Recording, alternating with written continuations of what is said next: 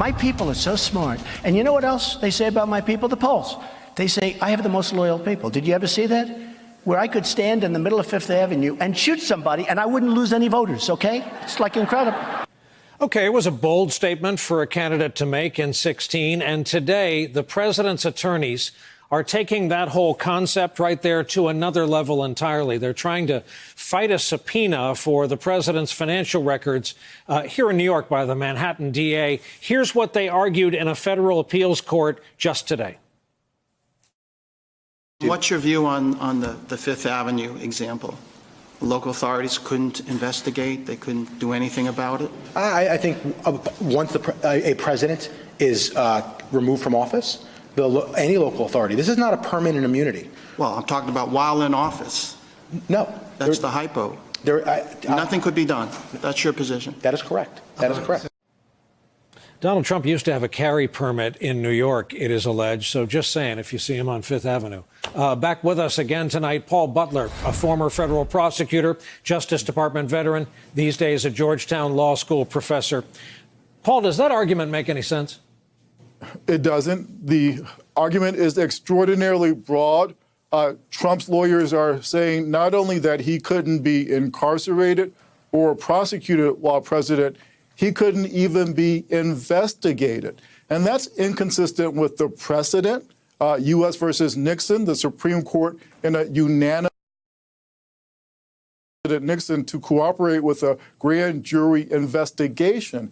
It's also downright un-American and inconsistent with constitutional values about accountability and about equal justice under the law. And that's why both the trial judge and the appellate judge that heard the case today expressed incredulity that the president is essentially saying that he is above the law. That's not how we do things in the United States of America. I want to play for you a guy that, had you still been at the Justice Department, would have been your boss. He was, in fact, chief law enforcement officer for our country briefly. This is former acting Attorney General Whitaker on What is a Crime.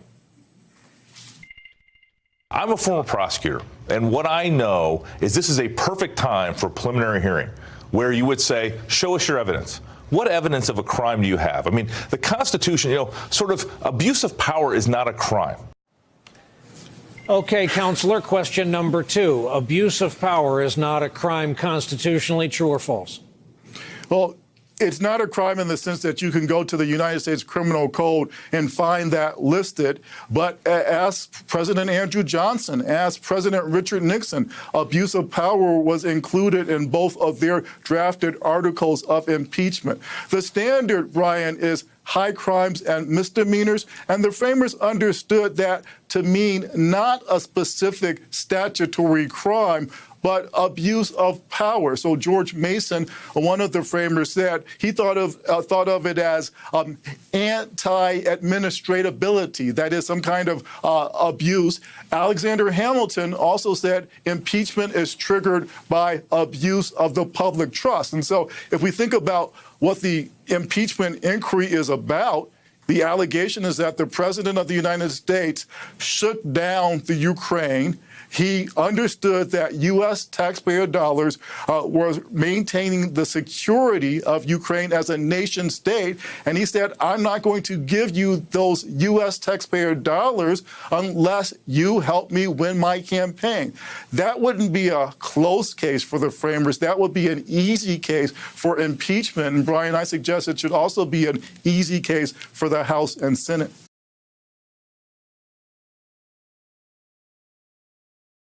Hey there, I'm Chris Hayes from MSNBC. Thanks for watching MSNBC on YouTube. If you want to keep up to date with the videos we're putting out, you can click subscribe just below me or click over on this list to see lots of other great videos.